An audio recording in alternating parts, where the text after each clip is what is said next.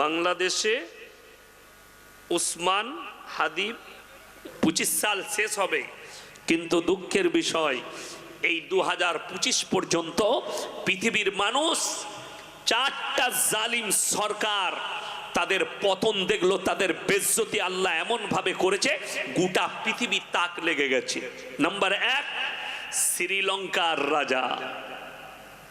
মন্ত্রীগুলো underpant খুলে ছুটছিল আর পাছাই বাড়ি মারছিল লোকে, দেখেননি? 1000 টাকা কিলো দুধ, 1200 টাকা কিলো চাল, 900 টাকা কিলো চিনি, 1200 টাকা লিটার পেট্রোল।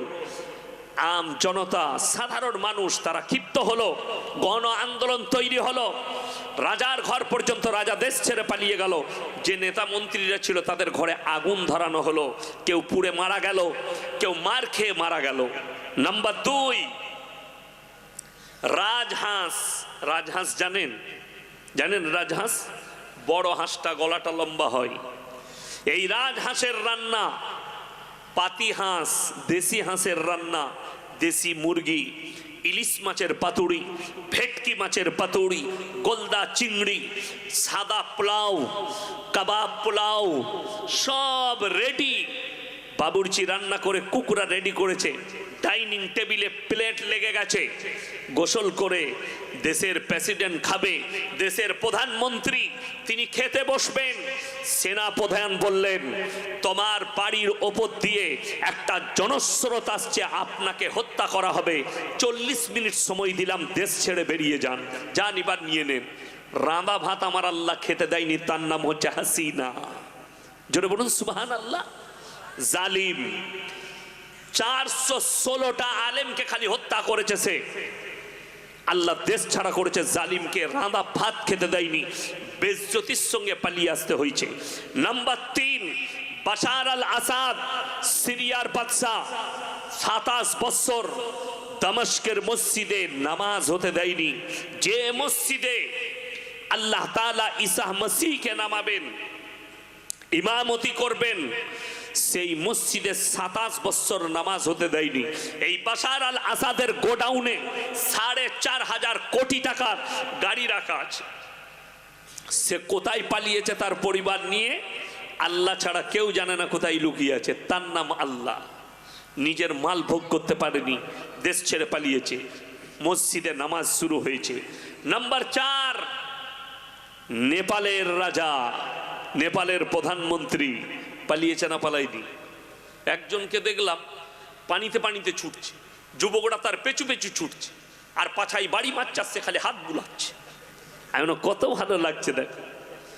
জনগণের মার তড়ি পাহাড়, বড় কষ্ট লাগে। ওই জন্যে কেউ যদি নেতা হন, কেউ যদি মন্ত্রী হন, মুসলিম কোন যুবক যদি নেতা হও, মন্ত্রী হও, এমএলএ হও, এমপি হও, কিন্তু যদি জালিম হও, জেনে রেখে দিবে আল্লাহ জালিমের পতন নিয়ে এসছে।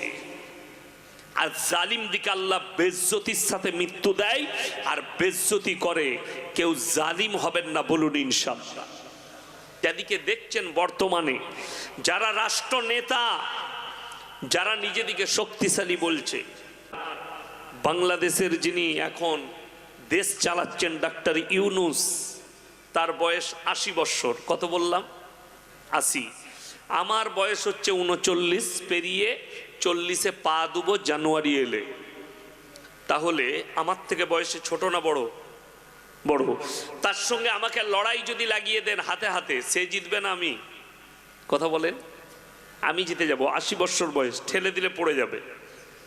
কিন্তু তার কাছে শক্তি কি আছে? তার সামরিক শক্তি আছে, তার ডিফেন্স সিস্টেম, তার মিলিটারি, তার বডিগার্ড, এইগুলো হচ্ছে তার শক্তি। ইতিহাস খুলে দেন, মুর্শিদাবাদের মাটিতে 1000টা দৌড়ের বাড়ি দাঁড়িয়ে আছে। লালবাগে নবাব সিরাজউদ্দৌলার বাড়ি, তার ঘরে ঘুরতে গিয়ে ভেতরে ঢুকে দেখে আসুন, তার যে তলোয়ারটা ছিল, এখনকার যুগে আমাদের মতো 4টা মরদু ওই তলোয়ার তুলতে পারবে না। 70 কেজির ওপরে ভারী।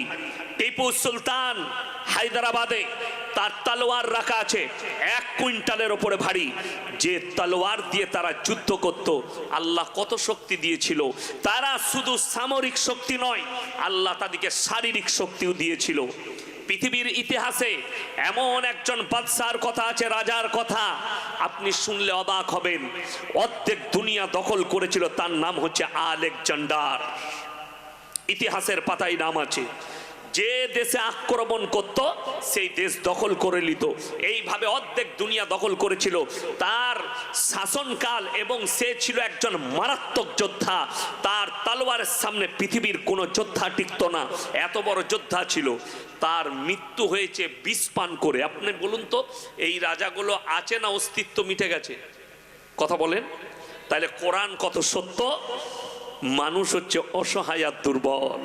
টাকা আছে, সম্পদ আছে, শক্তি আছে, বল আছে, দল আছে, সব আছে। আল্লাহর কসম, তোমার বডিগার্ড তোমাকে ঘিরে রাখবে। ইমানদারির সঙ্গে বলুন, এত বডিগার্ড, এত সুরক্ষা, আল্লাহর কসম, মালাকুল মউত এলে কেউ আটকাতে পারবে? জোরে একবার বলুন সুবহানাল্লাহ। এইখানেই তো দুর্বল। তোমার কাছে আল্লাহ মালাকুল মউত পাঠালে, কোরআনে আছে ওয়ান্নাজিয়াতি গরলা, কসম খাচ্ছি আমার ওই ফেরেশতার, গর্ক মানে হচ্ছে ডুব মারা, আমার হুকুমে দ্রুত গতিতে তোমাদের কাছে পৌঁছায়, তোমাদের শরীরে ডুম মেরে তোমাদের আত্মাকে হরণ করে আনে। মানুষ তো খোঁজই রাখে না। যত বড়ই বাদশা হোক, কোরআনে 2 জন জালিম বাদশার কথা আছে। একটা হচ্ছে ফেরাউন, নাম শুনেছেন না শুনেননি? কত শুনেছেন। ফেরাউনের মতো জালিম বাদশা। পৃথিবীতে একজন হত্যাকারী ছিল, হিটলারের নাম বড় মশহুর। ফেরাউনের মতো শক্তি আল্লাহর কাছে টিকেনি। পৃথিবীতে যতগুলো জালিম এসছে, জুলুমবাজ এসছে, আল্লাহ তাদেরকে বেইজ্জতির সঙ্গে মৃত্যু দিয়েছে। ঠিক কিনা? প্রমাণ নেবেন? এগুলো ইতিহাস, কোরআনের পাতায় আছে। ইতিহাস হয়ে গেছে যেগুলো বাদ দেন। আজকের যুগে 2023 সাল থেকে যাদের জ্ঞান আছে, এই 25 সাল শেষ হবে। ডিসেম্বর মাস চলছে না চলেনি? কথা বলেন। আমার বন্ধুগণ, সবাই হাত তুলে বলুন আমরা আল্লাহকে বিশ্বাস করব সবাই ইনশাআল্লাহ। জোরে বলুন ইনশাআল্লাহ। হ্যাঁ, মুর্শিদাবাদের লোক যদি দেখে ইয়াসিন সাহেব মেদিনীপুরে জলসা করেছে, লোকের আওয়াজই নাই। আপনাদের বদনাম। কেন? মুর্শিদাবাদের লোকরা যেমন গরুর গোশ খায়, তেমন চিল্লানিও দেয়, দেখবেন মোবাইলে, তেমনি মাজবা। মাশাআল্লাহ। শুনেন, আপনি দাবি করলেন মুসলমান, যে মুসলিম দাবি করবে তার আর খারাপ কাজ করা যাবে? কথা বলবেন জোরে। অন্যায় কাজ করা যাবে না, আল্লাহর হুকুম মানতে হবে না? হবে না বাবা? আপনি বললেন নবী মুহাম্মদ সাল্লাল্লাহু আলাইহি সাল্লামকে আমি বিশ্বাস করি, আমি তার উম্মত। তো যখন উম্মতে মুহাম্মাদি দাবি করবেন, তখন নবীজির আদর্শ মানতে হবে না? হবে না বাবা? সকলে জোরে বলুন, মানতে হবে। তাহলে এই থানাটা কি খড়গপুর থানা? কথা বলেন। টাউন, খড়গপুর টাউন, থানা নয়, লোকাল থানা, টাউন থানা। যাই হোক, টাউন, জেলাটা মেদিনীপুর। পশ্চিম না পূর্ব? পশ্চিম মেদিনীপুর। দেখুন, আপনারা যারা মুসলমান আছেন, ইসলামী শরীয়তে সুদ খাওয়া হালাল না হারাম? আরো জোরে বলুন। হারাম। তাহলে আপনাদের থানায় একটাও মুসলমান সুদ খায় না? আর কথা বলে না? সুদখোর আছে? আছে। দেখুন, আমি একটা কথা বলি। আচ্ছা, আমরা মৌলবীরা বলেছি হারাম না আল্লাহ বলেছেন? আল্লাহ। ওয়াহাল্লাল্লাহুল বাইয়া ওয়া হাররামার রিবা, সুদকে হারাম করেছি, ব্যবসাকে হালাল করেছি। নবী আকরাম সাল্লাল্লাহু আলাইহি সাল্লাম তিনি বললেন, কেউ যদি একবার সুদ খায়, নিজের জন্মদাতা মায়ের সাথে 36 বার জিনা করার সমান পাপ হবে। বলুন নাউজুবিল্লাহ।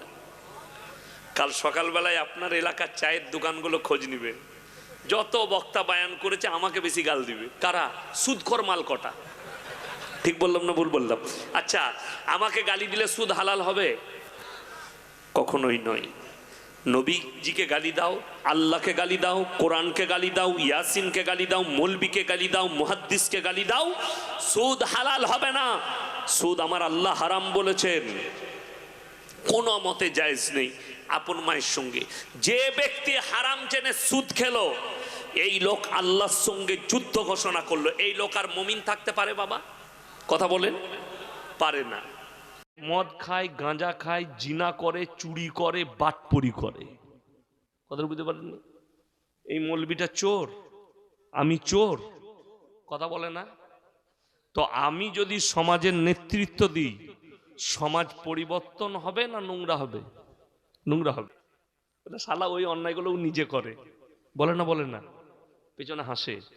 তো আপনি যার বিচার করবেন, যে বিচার করবে তাকে ন্যায় পরায়ণ হতে হবে, হবে না? হবে না? ওই জন্যে আগামীতে কমিটি যারা আছেন, যে বক্তাই আসুক, আমাকে দাওয়াত দিবেন না, অসুবিধা নাই, অন্য বক্তা করবেন, কিন্তু নারীদিকে পর্দায় রাখবেন। আল্লাহ কোরআনে নারীদের বড় মর্যাদা দিয়েছে।